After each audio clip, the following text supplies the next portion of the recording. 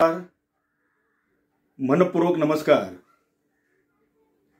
मित्र हो. आज 12 जानेवारी.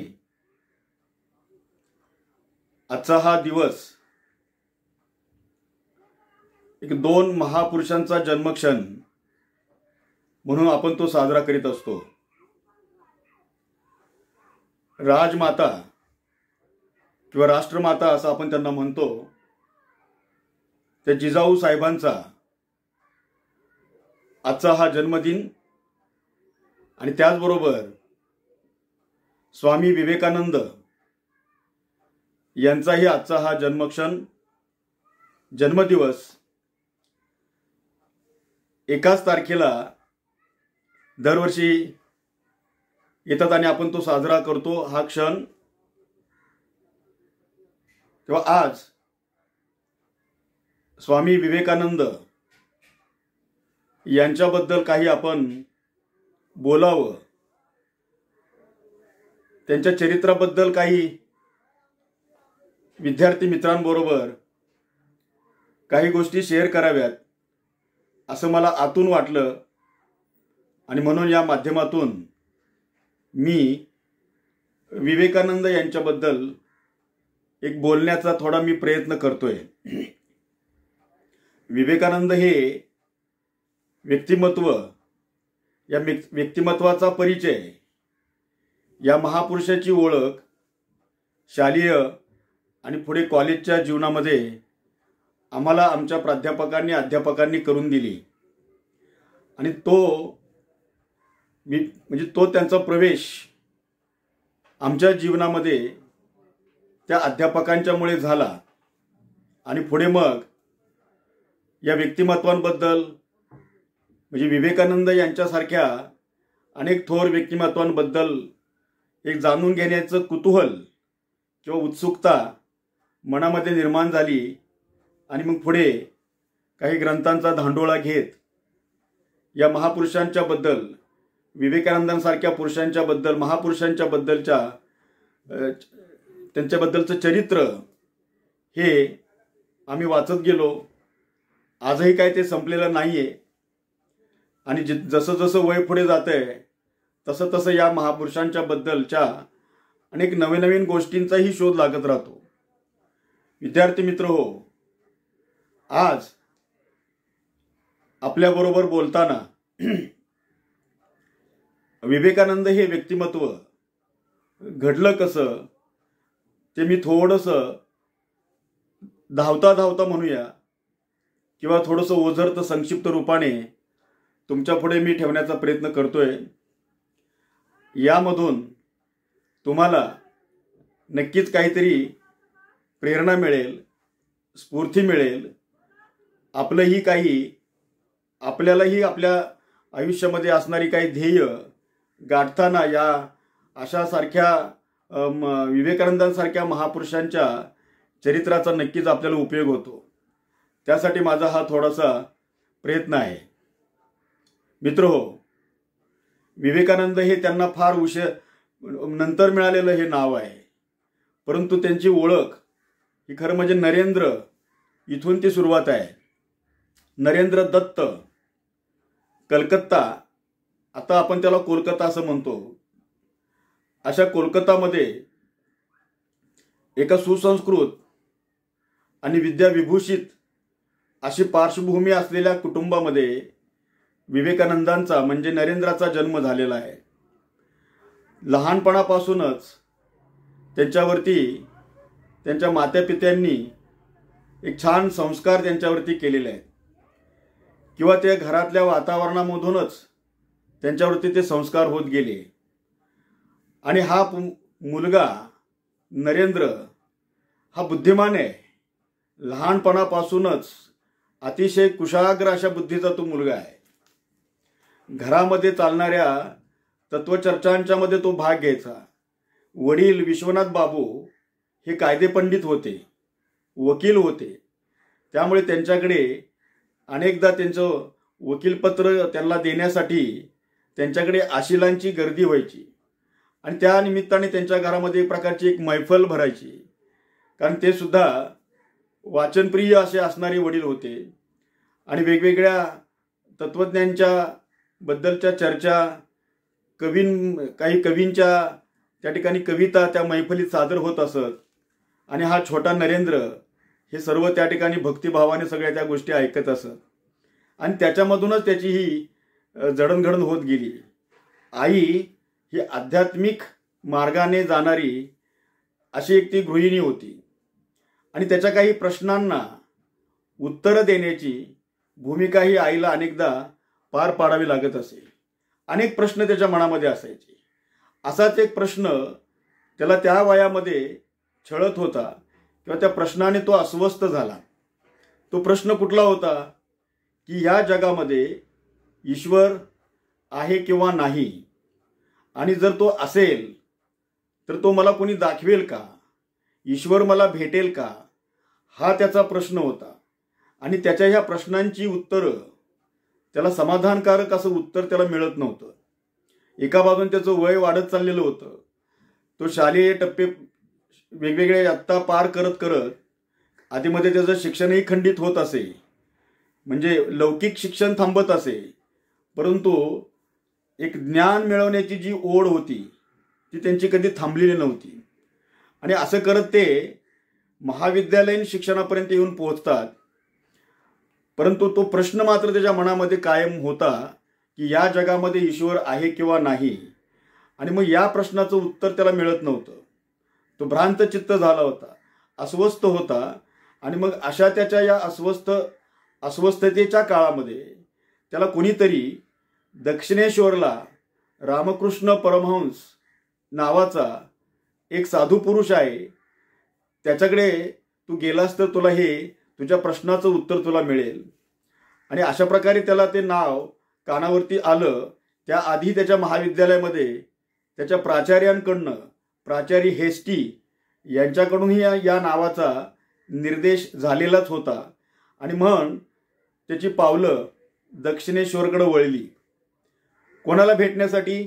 रामकृष्ण परमहंस.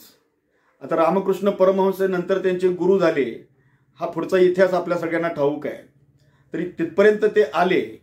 आणि मग रामकृष्ण परमहंस हे तिथे असणाऱ्या कालीमातेचे ते पुजारी होते, कालीमातेचे ते भक्त होते किंवा पुजारी होते.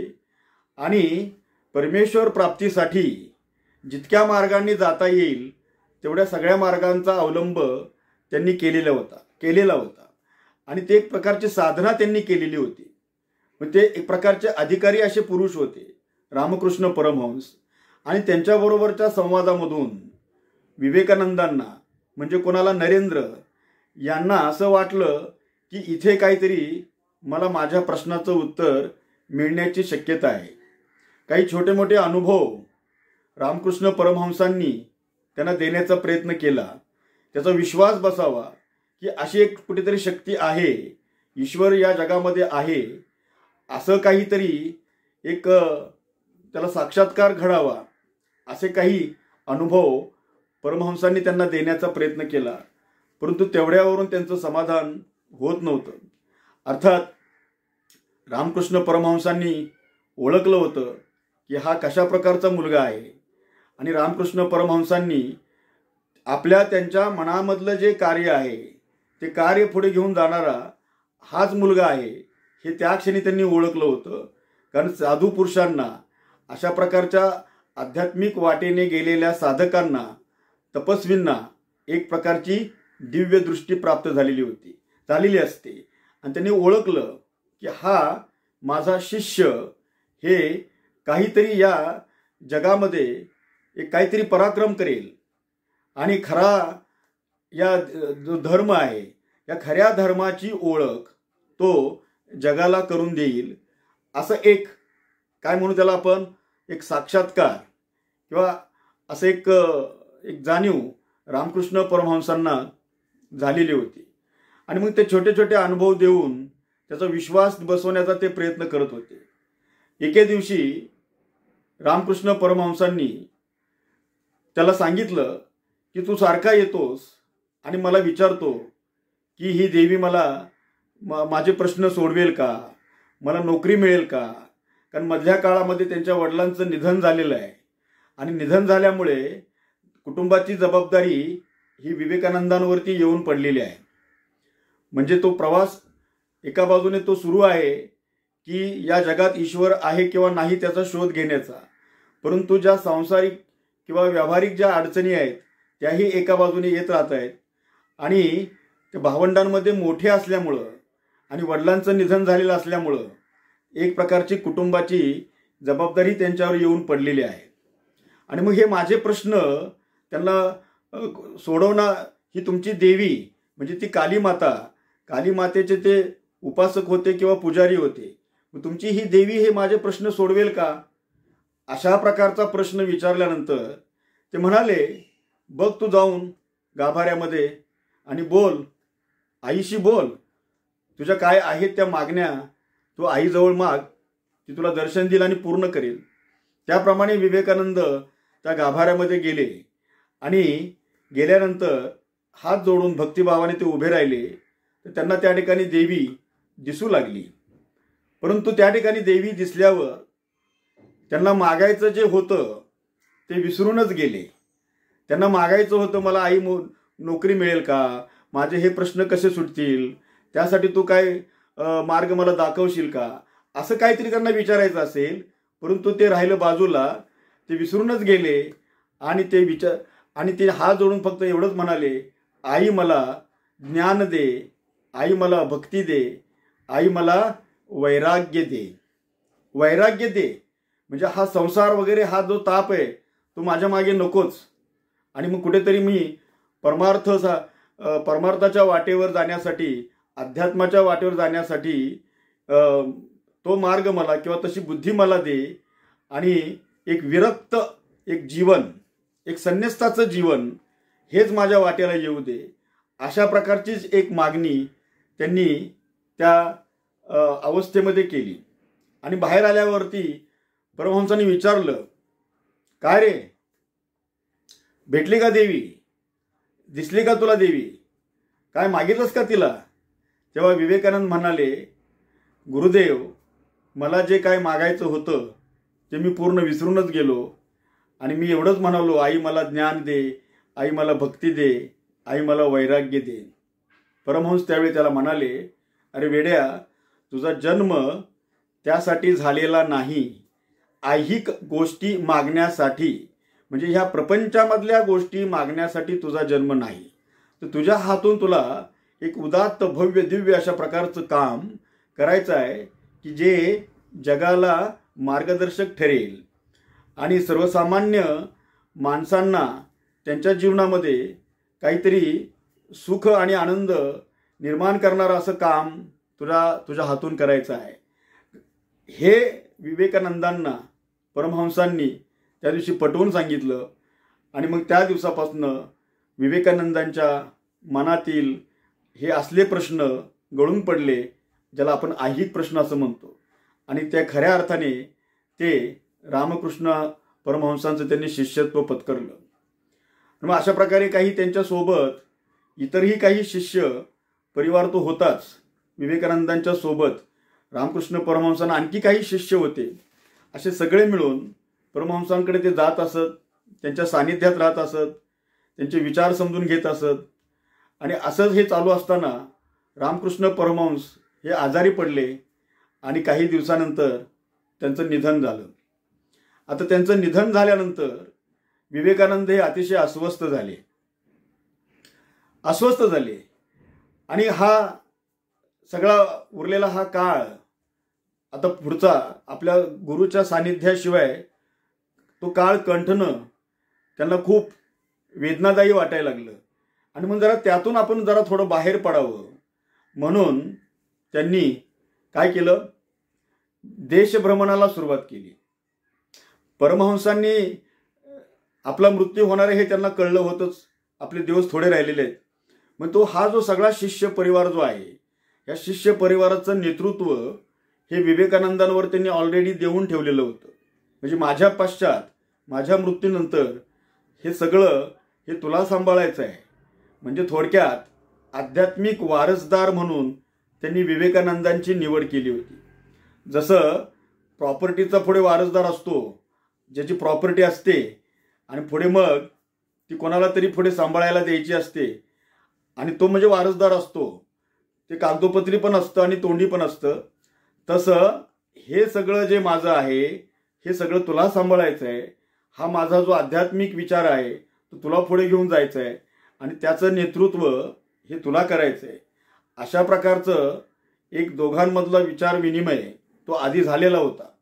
आणि मग निजधामास परमहंस गेल्यानंतर विवेकानंद भ्रांतचित्त अवस्थेमध्ये देश भ्रमणाला निघालेले आहेत. हा आपला देश तरी आपण बघूया. ज्या देशाचे आपण नागरिक आहोत आणि ज्या देशासाठी, ज्या देशातल्या माणसांसाठी जर आपल्याला काही काम करायचं असेल तर निदान हा देश आहे तरी कसा हे पहिल्यांदा आपण बघून घेतलं पाहिजे, असं त्यांच्या मनाने ठरवलं आणि ते देशयात्रेला निघालेले आहेत. आता एवढा मोठा भारत, खंडप्राय हे राष्ट्र आणि उभा आडवा हा देश पालथा घालायचा म्हणजे हे काय थोड्या दिवसांचं काम नव्हतं. त्याचं अनेक वर्ष त्यांना लागणार होती. त्याप्रमाणे जवळजवळ 3-3.5 वर्ष विवेकानंद हे भारत देश बघत होते. ज्याला जगासाठी काय करायचे, ज्याला आपल्या देशासाठी काय करायचे, त्याला आधी घराबाहेर पडावं लागतं आणि मग बाहेर पडून ह्या सगळ्या गोष्टी समजून घ्याव्या लागतात. लोकांमध्ये जावं लागतं, त्यांचे कोणते प्रश्न आहेत ते समजून घ्यावं लागतं आणि मग आपल्याला आपलं कार्याची जी दिशा आहे ती निश्चित करता येते, ठरवता येते. आणि म्हणून विवेकानंद देश यात्रेला निघाले. आता ह्या भारतामध्ये किती प्रकारची विविधता आहे, वैविध्य आहे हे तुम्ही सर्वजण जाणतात. इतिहास भूगोलाच्या पुस्तकांमधनं तुम्ही हे सगळं सहजपणे वेगवेगळ्या प्रकरणांमधनं अभ्यासामधनं तुमच्या हे सर्व लक्षात आलेलं आहे. तेव्हा हे सगळं भारत म्हणलं की विविधता, तेव्हा हा विविध प्रकारचा हा देश आहे, विविध जाती धर्मांचा हा देश आहे, अनेक विविध रूढी प्रथा परंपरा असणारा हा देश आहे. वेगवेगळ्या राज्यांमध्ये वेगवेगळ्या प्रकारच्या चालीरीती आहेत, वेगवेगळ्या प्रकारच्या भाषा आहेत, पोशाख वेगवेगळे आहेत, आहार वेगवेगळे आहे, आहारमध्ये वैविध्य आहे. अशी सगळ्या प्रकारची विविधता आपल्या देशामध्ये आहे. त्याचबरोबर आपल्या देशातला काही भाग हा अतिशय एखाद्या नंदनवनासारखा आहे. उदाहरणार्थ काश्मीरला आपण नंदनवनच असं म्हणतो. काश्मीरसारखा भाग हा एक नंदनवनासारखा स्वर्ग जणू काही. तर त्याचबरोबर राजस्थान एक प्रकारचं वाळवंट आहे किंवा गुजरातमधलं कच्छ वगैरे हा सगळा वाळवंटी भाग. तेव्हा अशा प्रकारे काही ठिकाणी गिरीशिखरं, खोल दऱ्या, काही श्रीमंत माणसं तर काही अतिशय झोपड्यामध्ये खोपट्यांमध्ये राहणारी दरिद्री माणसं, अशा सर्व प्रकारची माणसं, कर्मकांडामध्ये अडकलेली माणसं, अंधश्रद्धांच्या आहारी गेलेली माणसं, अशी सगळ्या प्रकारची माणसं आणि सगळ्या प्रकारचे भूप्रदेश ह्या सगळ्या देश यात्रेमध्ये त्यांनी पाहिले आणि त्यांच्या जाणीवा विस्तृत झाल्या, जाणीवांच्या कक्षा रुंदावल्या. म्हणजे जाणीव आपल्याला जर बाहेर पडल्याशिवाय, अशा प्रकारचा अनुभव घेतल्याशिवाय आपल्या जाणीवांच्या कक्षा पण रुंदावत नाही. त्यामुळे विवेकानंदांनी हे काम पहिल्यांदा केलं. मग या ठिकाणी त्यांचे मुक्काम कधी राजे महाराजे यांच्या महालामध्ये होत होते, तर कधी त्यांचा मुक्काम एखाद्या सामान्य माणसाच्या झोपडीमध्ये सुद्धा होत होता. कधी ते दलिताच्या घरी राहत असत, अगदी अंत्यजाच्या घरी, ज्याला अस्पृश्य म्हणून हीन लेखलं जात होतं, अशाही माणसाच्या घरी ते राहत होते. कारण प्रत्येकामध्ये ईश्वराचा अंश आहे याची त्यांना खात्री होती. प्रत्येकामध्ये ईश्वर दडलेला आहे हे त्यांना ठाऊक होतं. त्यांच्या गुरुने दिलेली दीक्षा होती किंवा गुरुच्या सानिध्यात राहिल्यानंतर त्यांच्या ह्या सगळ्या गोष्टींमध्ये परिवर्तन झालेलं होतं. माणसांकडे बघण्याचा त्यांचा दृष्टिकोन बदललेला होता. तेव्हा प्रत्येक भूतमात्रामध्ये, प्रत्येक माणसामध्ये ईश्वर आहे. त्या ईश्वराला आपण खरं तर जागवलं पाहिजे. त्याच्यातलं ईश्वरत्व आपण जागं करणं हे मोठं काम आहे. आणि अशा प्रकारे ते श्रीमंत लोकांना, राजे महाराजांना सुद्धा त्या ठिकाणी ते गेल्यानंतर त्यांना ते सांगायचे की तुमचं लक्ष, तुमचं जे राज्य आहे किंवा ह्या राज्यामधली संपत्ती, या संपत्तीचा काही भाग तुम्ही गोरगरिबांसाठी खर्च केला पाहिजे. या देशामध्ये भुकेली आणि उपाशीपोटी जगणारी प्रचंड माणसं आहेत, तेव्हा तुमचं लक्ष अशा माणसांकडे गेलं पाहिजे. अशा माणसाला ते दरिद्री नारायण असं म्हणत होते. हा स्वामीजींचा शब्द आहे, दरिद्री नारायण. त्या दरिद्री नारायणाची सेवा तुम्ही आम्ही केली पाहिजे. आणि मग अशा प्रकारे ते श्रीमंत आणि राजे महाराजे लोकांना ते आवाहन करायचे. आणि स्वामीजींचं एकंदरीत व्यक्तिमत्वच हे इतकं प्रभावी होतं. त्यांचं दिसणं, तुम्ही सगळेजण त्यांची प्रतिमा बघता, तो फोटो त्यांचा, कसं तेजपुंज व्यक्तिमत्व आहे नाही का. तो फेटा बांधलेला आणि असा त्या ठिकाणी असा फोल्डिंग केलेले हँड्स, हाताची घडी केलेला, असं एक रुबाबदार असं ते व्यक्तिमत्व आहे. तर दिसण्यामध्ये त्यांचा आकर्षकपणा होता. नुसत्या दिसण्यामध्ये नव्हता मित्रांनो, तर बोलण्यामध्ये सुद्धा एक प्रकारचं त्या ठिकाणी त्यांच्या बोलण्यामध्ये काय होतं, एक बोलण्यामध्ये एक सामर्थ्य होतं, त्या बोलण्यामध्ये धार होती, त्या बोलण्यामध्ये इतरांच्या बद्दलची कणव त्या समोरच्याला जाणवायची आणि त्यांच्या बोलण्याला लोक प्रतिसाद द्यायचे. हे राजे महाराजे सुद्धा त्यांचे काही त्या राजे महाराजांनी सुद्धा त्यांचं शिष्यत्व पत्करलं.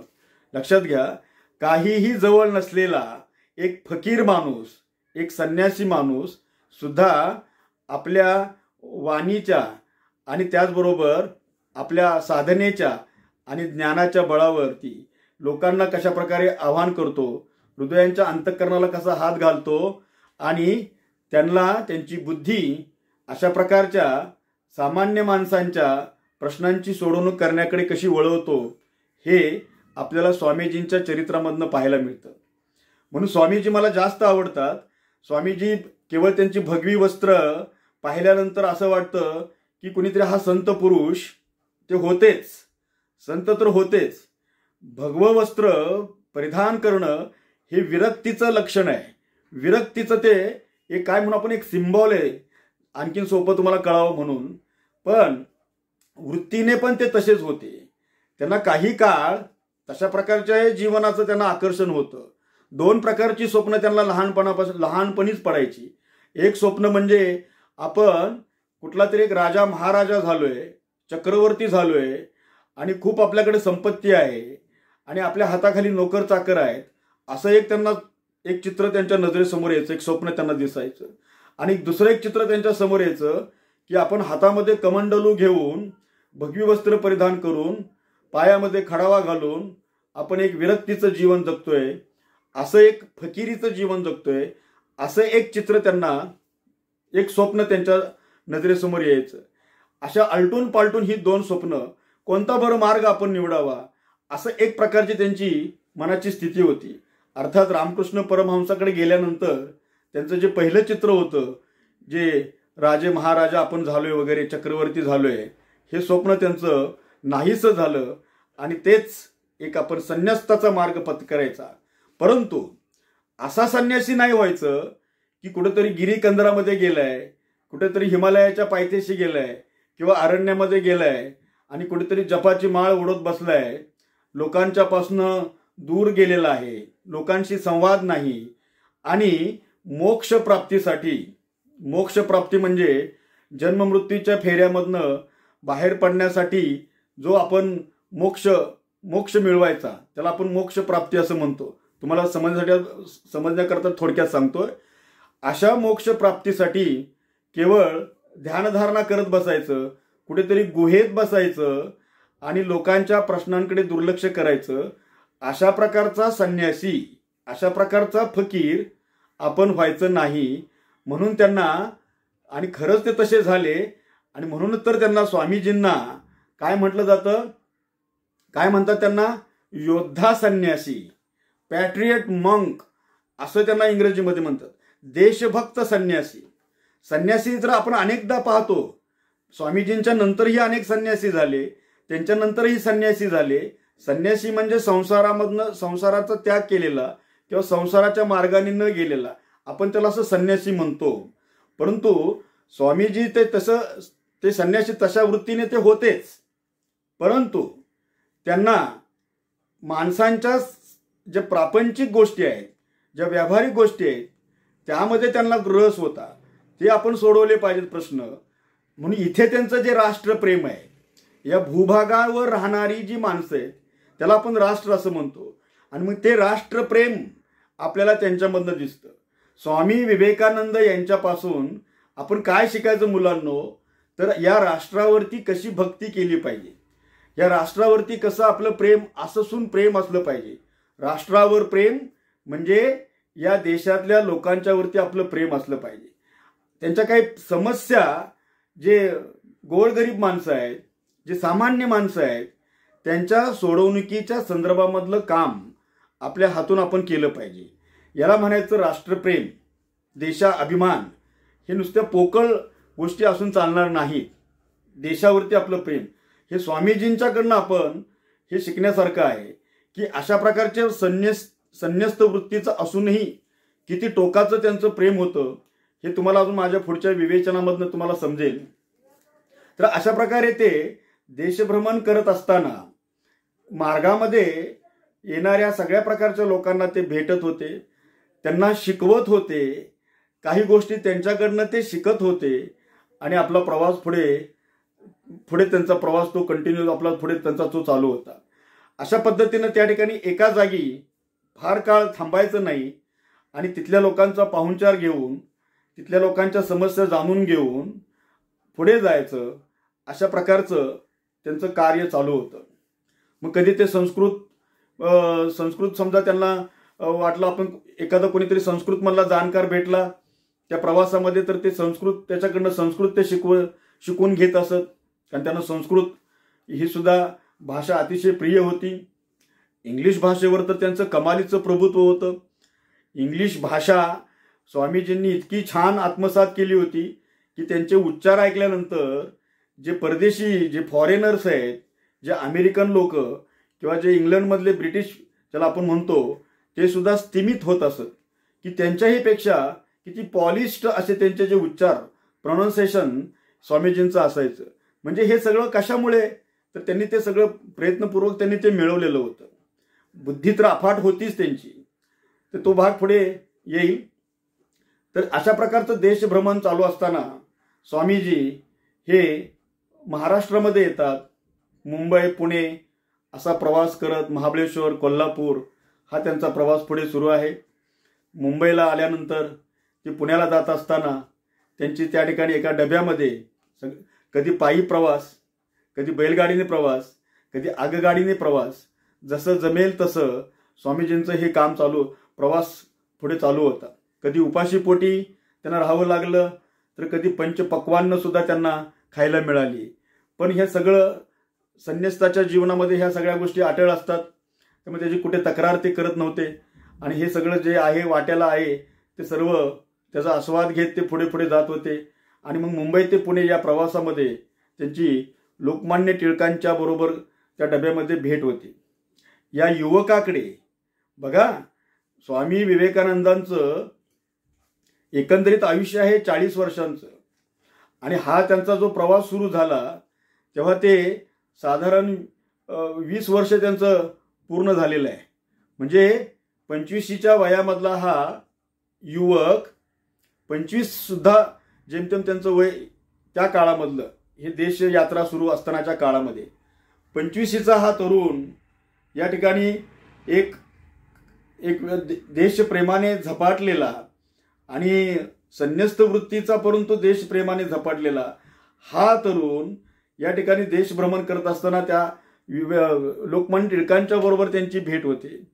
आणि त्या बघितल्यानं ते त्यांच्याकडे आकर्षित झाले आणि त्यांच्या बोलण्यावरनं, म्हणजे कुठून वगैरे आलात, कुठे चाललाय, अशा प्रकारची एक विचारपूस विवेकानंदांच्या बरोबर त्यांच्या लोकमान्य टिळकांची झाली. आणि मग त्यांनी त्यांचा परिचय वगैरे दिला आणि काय, कुठून कसं काय चाललंय, प्रवास चाललाय वगैरे सांगितल्यावर लोकमान्य टिळक सुद्धा प्रभावित झाले. लोकमान्य टिळक हे सुद्धा जरी राजकारणामधले ते नेते होते तरी सुद्धा ते विद्वान पुरुष होते. संस्कृतवरती कमालीचं प्रभुत्व असलेले लोकमान्य टिळक, भारतीय तत्वज्ञानाचा गाढा अभ्यास असणारे लोकमान्य टिळक विवेकानंदांबरोबर बोलताना प्रभावित झाले की भारतीय तत्वज्ञानाचा प्रचंड अभ्यास असलेला हा तरुण आहे, अशी त्यांची त्याच ठिकाणी एक समज झाली. आणि मग त्यांनी विनंती केली, पुणे आल्यानंतर आता तुम्ही पुण्यामध्ये मुक्काम करणार असाल तर तो माझ्या घरी करा. आणि मग त्याप्रमाणे विवेकानंदांनी त्यांचं निमंत्रण स्वीकारलं आणि ते लोकमान्य टिळकांच्या त्या केसरीवाडा का गायकवाडवाडा काहीतरी तो आहे त्या वाड्यामध्ये त्यांचा तो मुक्काम झाला. तेव्हा विवेकानंदांचे पाय या महाराष्ट्रामध्ये त्या निमित्ताने, त्या प्रवासाच्या निमित्ताने पहिल्यांदा लागले. आणि विवेकानंदांना विनंती केली टिळकांनी की तुम्ही इथेच राहा, तुम्ही कायमचे इथेच राहा, तुम्ही पुणेकर म्हणून ह्या ठिकाणी शोभून दिसाल आणि आम्हा लोकांनाही तुमच्या सानिध्यात राहायला आवडेल. परंतु त्यांनी सांगितलं की मी या देशाचा यात्रेकरू आहे, मी संन्यासी आहे आणि संन्यासाला फार काळ एका जागी राहता येत नाही. तुम्ही दिलेल्या निमंत्रणाबद्दल मी आभारी आहे, परंतु मला एका जागी थांबता येणार नाही. अशा प्रकारचं त्या ठिकाणी बोलणं होऊन विवेकानंदांनी निरोप घेतला आणि ते पुढच्या प्रवासाला निघाले. आणि मग पुढे ते महाबळेश्वर, वाई, कोल्हापूर त्या ठिकाणी म्हणजे प्रत्येक ठिकाणी असं मुक्काम करत करत ते शेवटी मग पुढे मद्रास या ठिकाणी आले. कारण ते मद्रास आता या ठिकाणी आल्यानंतर आपल्या देश यात्रेचा हा त्यांचा शेवटचा टप्पा. कारण मद्रास या ठिकाणी आल्यानंतर कन्याकुमारी म्हणजे काश्मीरपासून फिरत फिरत त्यांचा जो प्रवास सुरू झाला की हे सगळे मधले प्रदेश करत करत करत करत आता सगळा भारताचा नकाशा तुम्ही समोर आणा. आणि मग शेवटी ते मद्रास या ठिकाणी आले. मद्रास या ठिकाणी आल्यानंतर काही युवकांच्या बरोबर, तरुण मुलांच्या बरोबर, युवकांच्या बरोबर त्यांच्या त्या ठिकाणी काही सभा झाल्या, त्यांच्याबरोबर काही विचार विनिमय, पुढे काय काम करायचं याच्याबद्दलच्या चर्चा झाल्या. काही समविचारी माणसं त्यांना येऊन मिळाली, भेटली. आणि कारण त्यांचं तो कामच होतं जाणून घ्यायची, माणसं जाणून घ्यायची, माणसांशी संवाद साधायचा आणि आपल्या मनातलं जे काय कार्य ते त्यांच्या पुढे ठेवायचं आणि त्या कार्यामध्ये ती माणसं कशी जोडली जातील हा त्यांचा एक विचार हा या भारत यात्रेमध्येच तो जवळजवळ झालेला होता. आणि मग तिथे गेल्यावर मद्रासमध्ये गेल्यानंतर तो मद्रास त्यांना असं आढळलं, जाणवलं की केवळ आपण इथं मद्रासमध्ये आल्यानंतरच आपली देश यात्रा संपणार नाही. मग पुढे आल्यानंतर जिथे आज हे कन्याकुमारी हे जे ठिकाण आहे त्या ठिकाणी जे 3 महासागरांचा जो संगम आहे त्या संगम स्थानावरती असलेलं कन्याकुमारी हे गाव आणि तिथे त्या सागरामध्ये असणारा जो शिलाखंड म्हणजे खडक असा पाण्यातनं उंचवटा असलेला उंच असा तो खडक. आणि त्या ठिकाणी जिथे आज विवेकानंदांचं ते स्मारक उभं केलेलं आहे तो खडक त्यांना खुणावू लागला. कारण तिथपर्यंत पोहोचल्याशिवाय खऱ्या अर्थाने आपल्या देश यात्रेचा शेवट होणार नाही हे त्यांच्या मनातली ती श्रद्धा होती. तिथपर्यंत माझ्या देशाची भूमी आहे आणि तिथपर्यंत मी गेलो पाहिजे तर माझ्या खऱ्या अर्थाने देश यात्रा माझी पूर्ण झाली असा त्याचा अर्थ होईल. आणि तिथं गेल्यानंतर आता त्या किनाऱ्यापासून त्या शिलाखंडापर्यंत जायचं म्हटलं तरी मध्ये मार्गामध्ये पाणी आहे, जायचं कसं त्यांनी विचारपूस केली तर तिथे काही नावाडी होते. म्हणले की काही पैसे त्याचं नावेचं काय भाडं दिलं तर आम्ही तुम्हाला तिथपर्यंत नेऊन सोडू. आता संन्यासी असणारे विवेकानंद त्यांच्याकडे कुठले पैसे, गरजेपुरते पैसे घ्यायचे, गरज भागली म्हणजे गरजेपुरतेच घ्यायचे पैसे.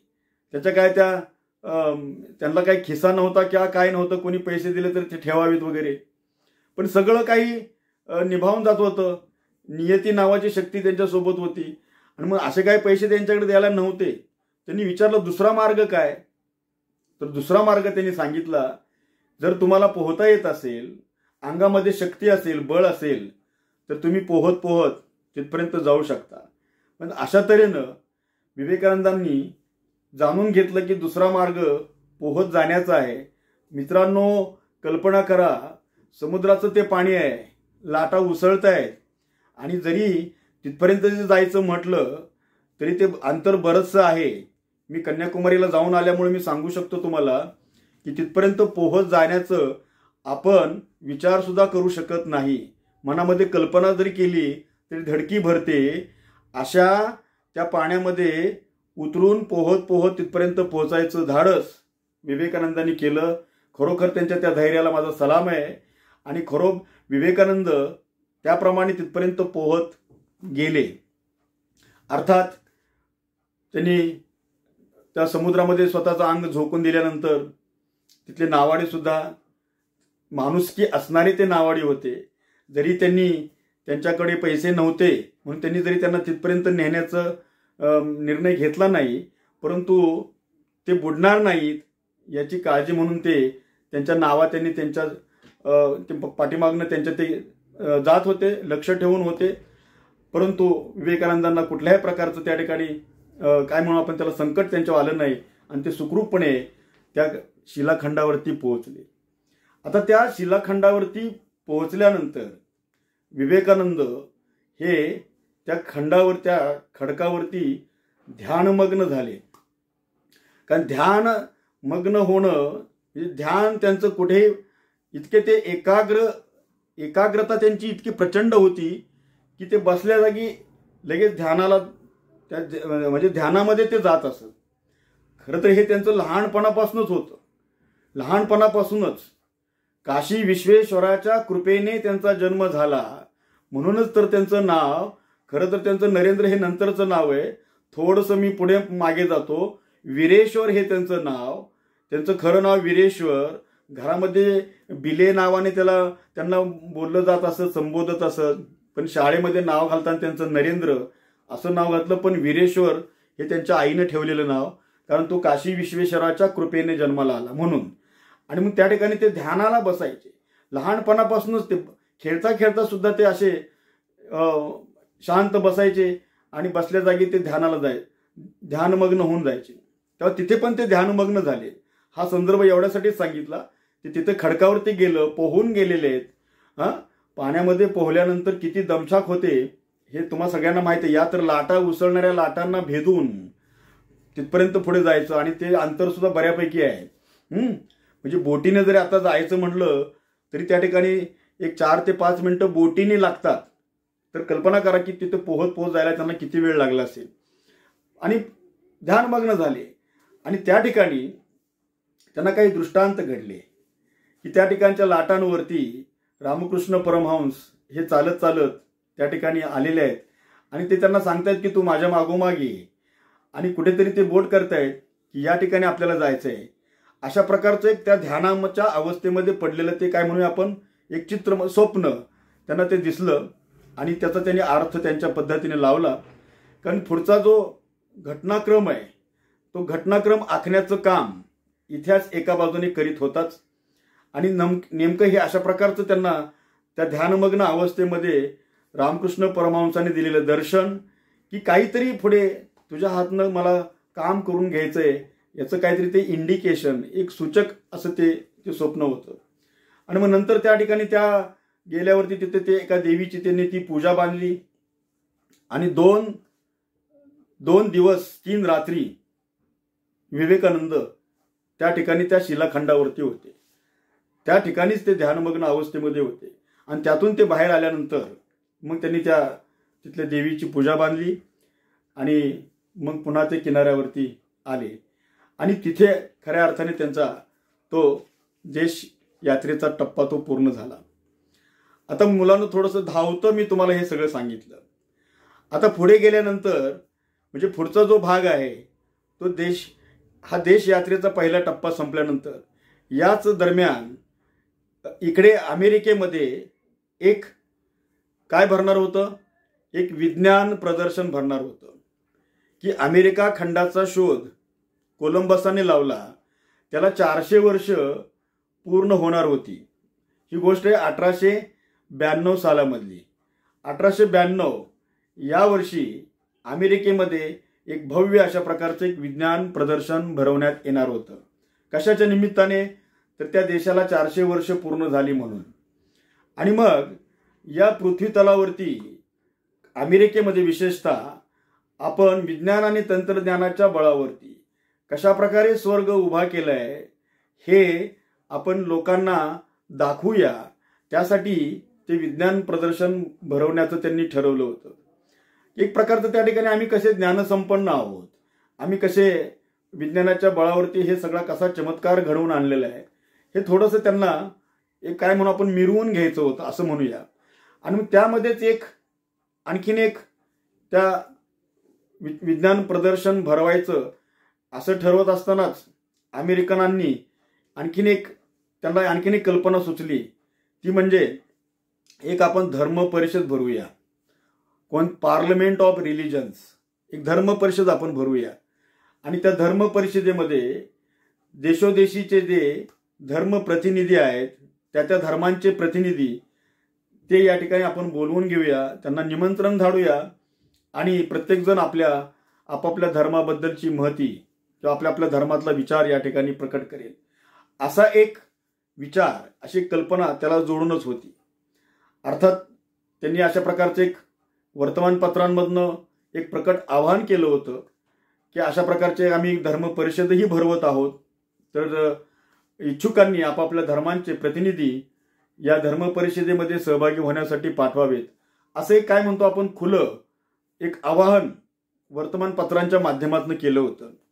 आता 1892चा काळ आहे, त्यावेळेला काय असं व्हॉट्सॲप, फेसबुक अशा काय गोष्टी नव्हत्या. आणि मग हे वर्तमानपत्रातनं हे भारतापर्यंत ती बातमी येऊन थडकली.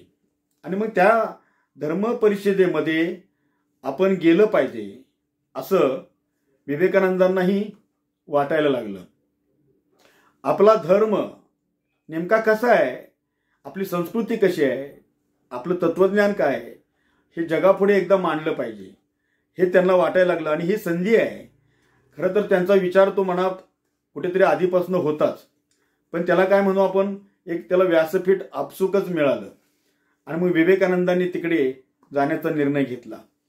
आणि त्याप्रमाणे तिथे जाण्यासाठी लागणारा खर्च, तिथे राहण्याचा खर्च, हे सगळं काही म्हणजे सोपं काम नव्हतं. त्यासाठी निधी उभा करणं गरजेचं होतं. आणि मग त्या ठिकाणी विवेकानंदांना अमेरिकेमध्ये पाठवण्यासाठी भारतामधनं सर्वसामान्य माणसांच्या खिशामधनं, म्हणजे भले 1 रुपया असेल किंवा 8 आणे असतील, 50 पैसे असतील, अशा प्रकारचे पैशांमधनं तो निधी तो गोळा झाला. काही राजे महाराजांनी सुद्धा त्या ठिकाणी भरघोस मदत त्यांना केली. परंतु विवेकानंदांना सामान्य माणसांच्याच पैशामधनं मला जायला आवडेल असं त्यांना तेव्हाही ते म्हणतच होते. म्हणजे इतकं त्यांचं ते काय म्हणू आपण, त्यांना प्रेमच, सामान्य माणसांवरती त्यांचं असणारं अफाट प्रेम. आणि मग ते अमेरिकेला जायला निघाले. आणि अमेरिकेला जाण्याच्या आधी त्यांना या ठिकाणी विवेकानंद हे नाव मिळालं. विवेकानंद हे नाव त्यांना इथून भारताचा किनारा सोडण्याच्या अगोदर त्यांना मिळालं. तोपर्यंत ते नरेंद्र याच नावाने ओळखले जात होते. पण त्यांना विवेकानंद हे नाव हा भारत देश सोडून जाण्याआधीच त्यांना मिळालं. त्यामुळे अमेरिकेमध्ये गेल्यावर त्यांची स्वामी विवेकानंद हीच खरे ओळख होती. आणि त्याप्रमाणे ते भारत देश सोडून मुंबईमधून, कारण ते त्यावेळी बोटीचा सगळा प्रवास होता, त्यावेळी काय एरोप्लेनचा शोध लागला नव्हता, विमान नव्हतं. आणि मग बोटीचा प्रवास करून ते अमेरिकेमध्ये पोहोचले. 2 महिने अगोदर ते पोहोचले. तिथे गेल्यानंतर वेगवेगळ्या पुन्हा अडचणी आल्या.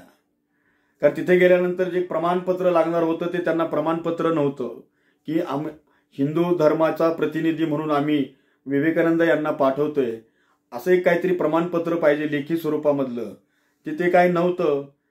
त्यामुळे त्यांना त्या ठिकाणी धर्म परिषदेमध्ये सहभागी होण्याबद्दलच्याच अडचणी निर्माण झाल्या.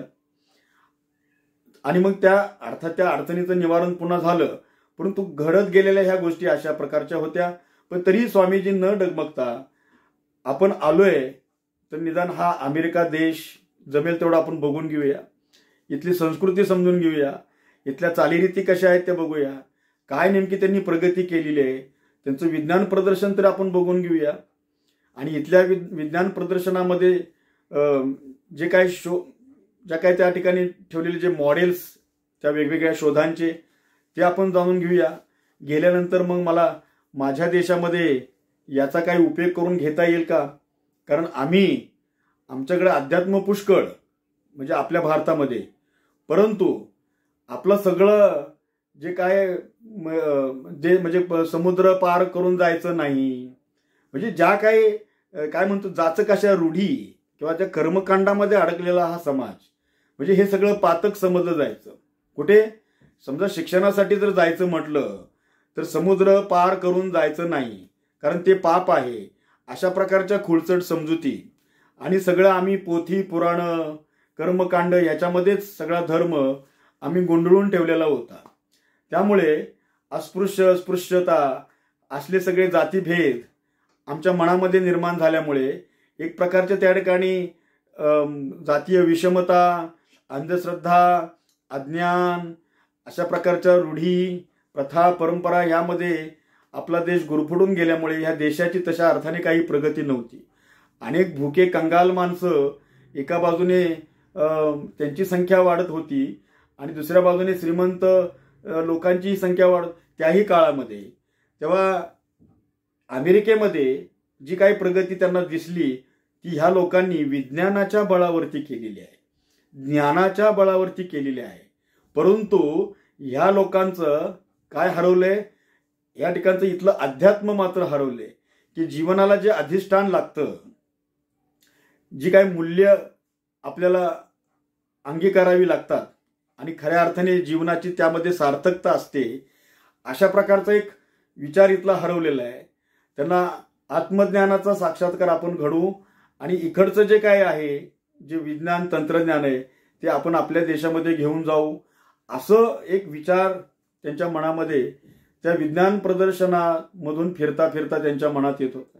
संधी मिळालीच तर आपण आपल्या देशाचा आपला जो धर्म आहे त्या धर्माचं आपण जो विचार आहे तो मांडूच, परंतु नाही मिळाली तर इथलं विज्ञान तंत्रज्ञानाचा जो वापर करून या अमेरिकन लोकांनी कशी आपली प्रगती करून घेतली आहे ते मात्र आपल्या देशामध्ये आपण गेल्यावर लोकांना सांगून या देशामधल्या लोकांचं दैन्य दूर करण्यासाठी आपण उपयोग आपला करू शकतो. म्हणजे मुलांनो, विवेकानंद या सगळ्या अडचणी येत असतानाही त्यांच्या मनामध्ये देश कुठे सुटत नव्हता, देशप्रेम त्यांचं तसूभरही कुठेही कमी होत नव्हतं. म्हणजे सातत्याने त्यांच्या मनामध्ये तो विचार, म्हणजे त्या भूमीवरती गेल्यानंतर सुद्धा त्यांच्या मनामध्ये आपला देशच होता. म्हणून त्यांना पॅट्रियट मंक जे म्हटलंय ते अतिशय समर्पक अशी ती संज्ञा आहे. योद्धा संन्यासी, देशभक्त संन्यासी असं म्हटलंय ते अगदी बरोबर आहे.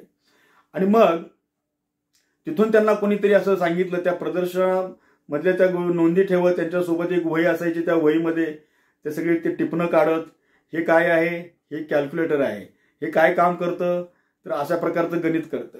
म्हणजे एक उदाहरणार्थ अशा पद्धतीनं ते सगळ्या गोष्टी तपशीलवार ते आपल्या वहीमध्ये त्याचं नोटिंग करून ठेवत असत. आणि असंच मग त्यांना कुणीतरी सांगितलं की तुम्ही जर स्वामीजी इथे म्हणजे काहीतरी शिकागोमध्ये ती ते परिषद भरणार होती आणि तिथेच ते प्रदर्शन भरलेलं शिकागोमध्येच. त्यानं सांगितलं तुम्ही इथे हे खर्चे का इथलं राहणं, तर तुम्ही इथून थोडंसं दूर गेलात दुसऱ्या काही गावांमध्ये तर तुम्हाला तिथे कमी खर्चामध्ये तुम्हाला जास्त काळ राहता येईल. आणि मग त्याप्रमाणे ते निघाले. आणि योगायोग कसा बघा, त्या ठिकाणी सनबर्न नावाच्या बाई त्यांना त्या आगगाडीमध्ये भेटल्या आणि सनबर्न यांनी ओळख करून घेतली. त्यांनी ओळखलं की हा कोणीतरी एक साधू पुरुष आहे, हा कदाचित धर्म परिषदेमध्ये भाग घेण्यासाठी आला असावा आणि कदाचित काही अडचणीमध्ये पण असू शकतो. मग गप्पा गोष्टीला सुरुवात केली. अमेरिकेमध्ये तशी माणसं मोकळ्या मनाची असतात, आपल्या म्हणजे गप्पा गोष्टी करून बोलतात वगैरे. की तिथल्या स्त्रिया सुद्धा, कारण तिथल्या स्त्रियांना म्हणजे स्वातंत्र्य खऱ्या अर्थाने ज्याला आपण स्वातंत्र्य म्हणतो ते स्वातंत्र्य त्यांना तेव्हापासून होतं. म्हणून तर तो देश पुढे गेला.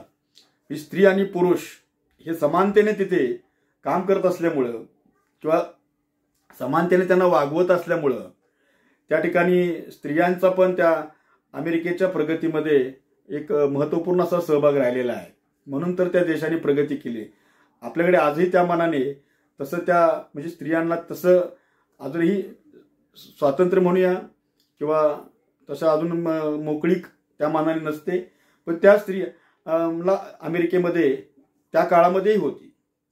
म्हणून तर तो देश पुढे गेलेला. मग तिथे चर्चा केल्यानंतर त्यांनी आहे हे सांगितली वस्तुस्थिती की मला एकतर धर्म परिषदेच्या कार्यालयामध्ये प्रवेश नाही, कारण माझ्याकडे प्रमाणपत्र नाही, आणि मी इथे शिकागोमध्ये राहणं माझं खर्चिक आहे, त्यामुळे मला कुठेतरी दुसऱ्या गावी जाऊन राहण्याचा एक सल्ला कोणीतरी दिला. तेव्हा सनबर्नबाई म्हणाल्या की तुम्ही आमच्याकडे राहू शकाल का? आमचं एक काय फार्म हाऊस आहे, आमचं शेतामध्ये घर आहे, तुम्हाला तिथे तुमची राहण्याची व्यवस्था होऊ शकते. संन्यस्ताच्या जीवनामध्ये याच्यासारखा आनंद काय असू शकतो? फुकट राहण्याची चांगली व्यवस्था जर होत असेल तर संन्यस्ताच्यासाठी तो प्रचंड आनंदाचा क्षण असतो. स्वामीजी एखाद्या हरकलेल्या मुलासारखं त्यांनी ते निमंत्रण स्वीकारलं आणि बोस्टन या गावी त्या सनबर्न यांच्या घरी त्यांनी मुक्काम केला. आणि त्या मुक्कामामध्ये मग ते आजूबाजूचा परिसर त्या सनबर्नबाई त्यांना फिरवून दाखवत.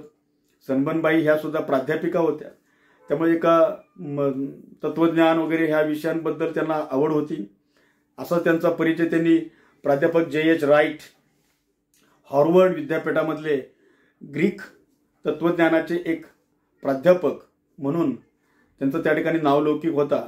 अशा J.H. राईट यांच्याबरोबर स्वामी विवेकानंद यांचा त्यांनी परिचय करून दिला. आणि मग J.H. राईट यांना कळलं की हा अति बुद्धिमान आणि अतिशय विद्वान असा हा पुरुष आहे, आणि ह्या विद्वान पुरुषाचे विचार अमेरिकन लोकांनी ऐकले नाहीत तर अमेरिकन लोकांसारखे दुसरे कुणीही करंटे नाही. त्यांना कळलं होतं विवेकानंदांना प्रवेश नाही म्हणून, आणि J.H. राईट यांनी त्या ठिकाणी एक शिफारस पत्र तयार केलं आणि विवेकानंदांना सांगितलं की तुम्ही कार्यालयामध्ये जा आणि तुम्हाला त्या ठिकाणी प्रवेश मिळण्याची शिफारस मी या पत्रातनं केलेली आहे. आणि त्यावेळी त्यांनी लिहिलंय, here is a man who is more learned than all professors in America put together.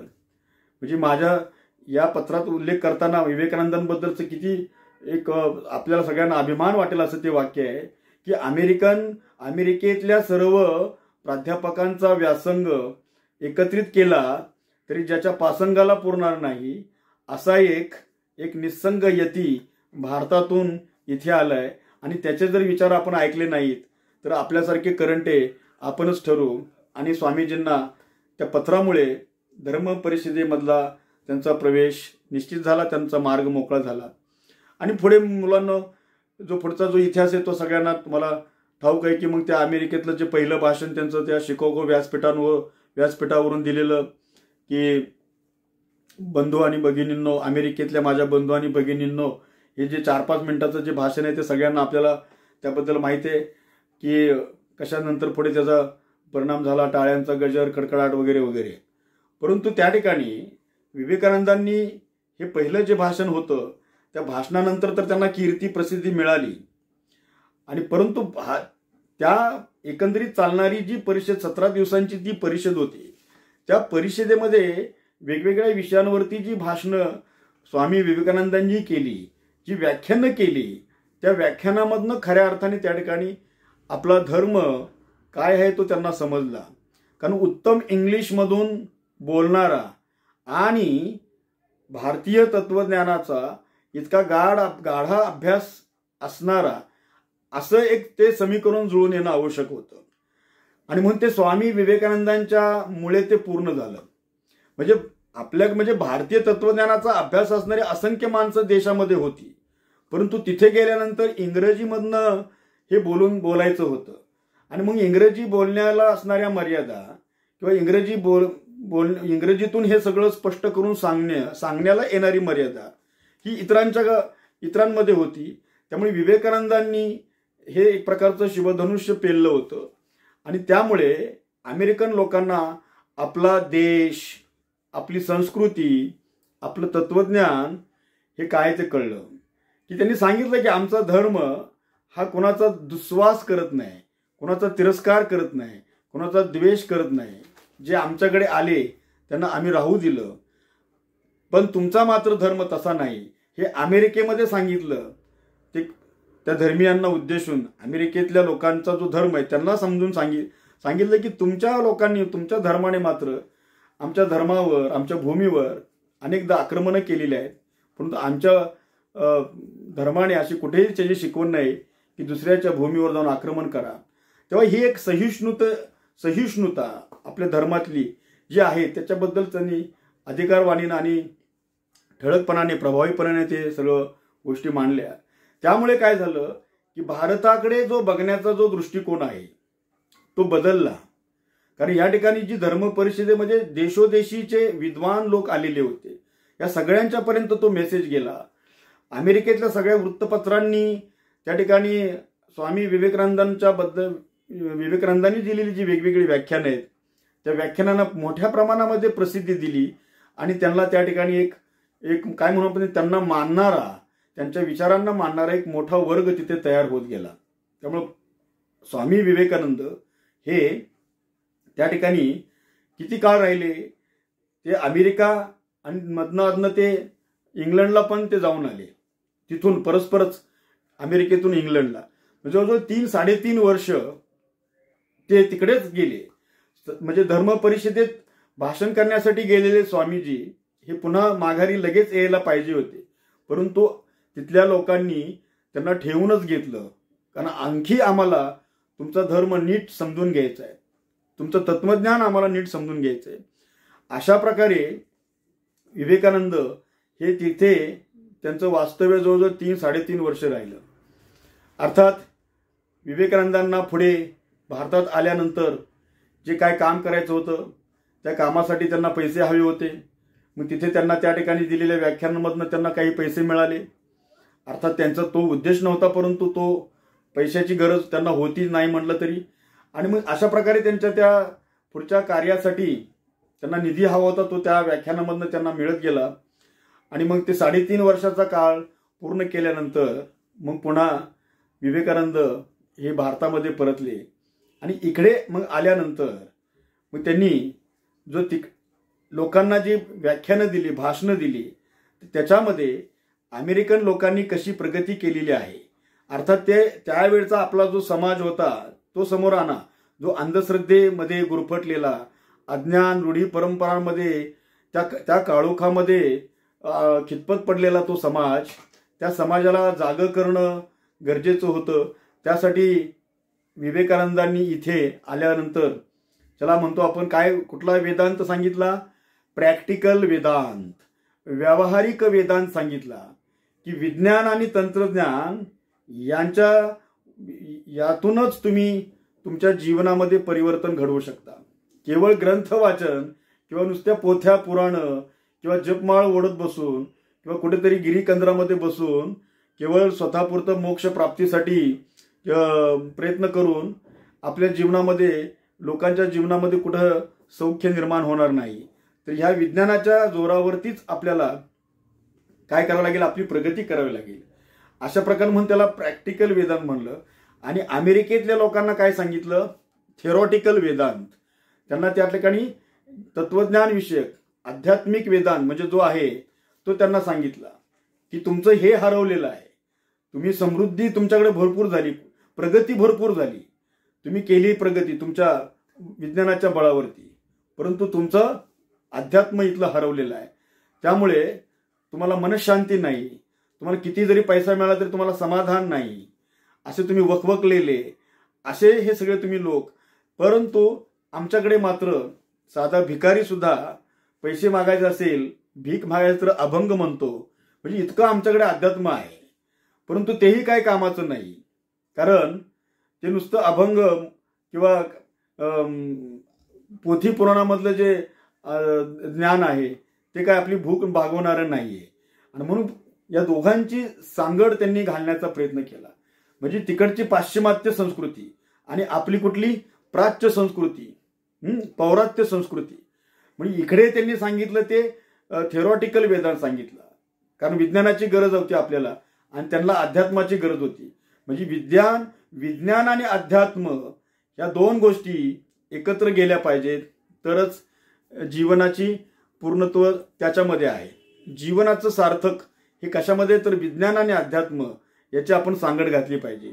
आणि म्हणून ते एक अशा प्रकारचं त्या ठिकाणी एक दोन संस्कृतींचा संगम घडवण्याचं ते काम स्वामीजी करत होते. आणि मग भारतामध्ये आल्यानंतर त्यांनी मग रामकृष्ण संघाची स्थापना केली. रामकृष्ण मिशन या माध्यमातून, मिशन शब्द त्यांना फार आवडायचा, कारण मिशन म्हणले की त्याच्यामध्ये एक सेवाभावी वृत्ती असते, सेवा. आणि मग अशा प्रकारे आधी मी सांगितल्याप्रमाणे त्यांना जे देश यात्रेमध्ये जे पाहायला मिळालं, जी गरिबी, जे दरिद्री माणसं, जे दैन्य त्यांना अनुभव पाहिलं लोकांमधलं, ते जर त्याचं निवारण करायचं असेल, स्त्रियांचे प्रश्न त्यांना सोडवायचे होते. कारण स्त्रियांच्या जसं या ठिकाणी आपल्या महाराष्ट्रामध्ये महात्मा फुले, सावित्रीबाई फुले यांनी त्यामध्ये लक्ष घातलं, स्त्रियांचे प्रश्न सोडवण्याकरता त्यांना शिक्षित करण्याचं महत्वाचं काम केलं, ती मुलींसाठी पहिली शाळा. तसं स्वामीजींना स्त्रीच्या शिक्षणाच्या संदर्भामध्ये पण काम करायचं होतं. मग त्यांनी त्या प्रकारे तिची सुरुवात केली. अनेक ठिकाणी त्यांनी पाण्याचा, शेतीच्या पाण्याचा प्रश्न सोडवण्यासाठी तळी, धरणं हे आपण जास्तीत जास्त बांधलं पाहिजे. दुष्काळ, त्याही काळामध्ये दुष्काळ पडतच होता आणि ह्या दुष्काळामुळे एवढी मोठी शेती असूनही ती पाण्याअभावी कसली जात नाही आणि मग याच्यामधनं कुठल्याही प्रकारचं उत्पादन निघत नाही. तेव्हा ह्यासाठी पाणी पाहिजे, असे प्रश्न त्यांच्या मनामध्ये होते. आता सगळा काळ मुलांना कुठला आहे, हा सगळा स्वातंत्र्य पूर्वीचा काळ आहे, म्हणजे देश पारतंत्र्यामध्ये आहे. आणि मग एका बाजूने स्वातंत्र्य मिळवण्याचे प्रयत्न सुरू असताना स्वामीजींच्या मनामध्ये हा आपला देश हा कशा प्रकारे आपण स्वयंपूर्ण केला पाहिजे, या देशामधलं दैन्य कसं दूर केलं पाहिजे, हा विचार त्यांचा त्यामध्ये होता. आणि पण त्यांना एक खात्री होती, हे सगळं आपण बदलू शकतो. परंतु ते काय म्हणायचे, फार खूप माणसांची गरज नाही, खूप माणसं आली म्हणजेच हे सगळ्या त्याचा कायापालट घडून येईल असं काही नाही. तर ते काय म्हणायचे, एक त्यांचं वाक्य नेहमी होतं, कारण ते युवकांशी बोलताना ते नेहमी म्हणायचे की फक्त किती, मला एक 100 तरुण मला द्या, 100 तरुण, पण कसे राष्ट्रप्रेमाने झपाटलेले, चारित्र्य संपन्न, निर्व्यसनी आणि बलसंपन्न असे 100 मला युवक द्या, या देशाचा मी कायापालट करेन. बघा, स्वामीजींनी किती फक्त अपेक्षा केली होती, 100 युवक फक्त मला पाहिजेत. पण कसे 100 युवक? तुम्ही पण आता मुलांनो युवकच्या होण्याच्या वाटेवरती आहात. मी जे बोलतोय तो माझ्या समोर 9वी 10वीच्या वयोगटातली मुलं आहेत, त्यांना समोर धरून मी हे बोलतोय. तेव्हा तुम्ही सुद्धा आता कालांतराने काही वर्षामध्ये तुमचं पण एक युवकाकडे तुमचा प्रवास सुरू आहे. देशप्रेमाने झपाटलेले 100 तरुण की जे चारित्र्य संपन्न, बलसंपन्न, निर्व्यसनी असे मला तरुण पाहिजेत. या देश मी बदलू शकतो. आज सुद्धा मुलांनो देशाला अशा प्रकारच्या तरुणांची गरज आहे. हे विवेकानंदांचं चरित्र मी सांगत असताना मला तुम्हाला हेच पुन्हा पुन्हा सांगायचं आहे की स्वामीजी हे सुद्धा एक युवक होते. आज म्हणजे त्यांचं जे पेहराव तुम्ही पाहता, त्यांचा फोटो पाहता, त्यातनं तुम्हाला वय त्यांचं लक्षात येतं की मला माहित नाही. स्वामीजींनी शिकागोच्या त्या प्लॅटफॉर्मवरनं जेव्हा भाषण ते केलं, त्या व्यासपीठावरून, तेव्हा स्वामीजी हे फक्त 30 वर्षाचे होते. कल्पना करा, 30 वर्षाच्या मुलाने हा दिग्विजय केलेला आहे, पराक्रम केलेला आहे. कितीतरी ज्ञानसंपन्न माणसं त्या सभेला, जवळजवळ 6-7 हजार सगळे सुशिक्षित, अगदी क्रीम म्हणतो आपण समाजामधली, अशी माणसं त्या सभेमध्ये होते, जे श्रोतृवर्ग जो होता तो. आणि व्यासपीठावरती देशोदेशीचे ज्ञानेश्वरच, जे वेगवेगळ्या धर्मांचे आलेले प्रतिनिधी, अशामध्ये या 30 वर्षाच्या मुलाने आपल्या वाणीने, आपल्या विचारांनी, आपल्या भाषा प्रभुत्वाने एक प्रकारचा पराक्रम केला आणि देशाकडे, भारताकडे, जगाचा बघण्याचा जो दृष्टिकोन होता तो बदलवला. जगाच्या नकाशामध्ये भारताला अशा प्रकारचं पहिलं एक मानाचं आणि आदराचं स्थान हे विवेकानंदांच्या त्या भाषणापासून मिळालेलं आहे भारताला. म्हणून आपल्याला विवेकानंदांना कधी विसरता येणार नाही. हा युवक होता आणि त्या युवकाने हा एवढा मोठा विचार त्या ठिकाणी मांडला.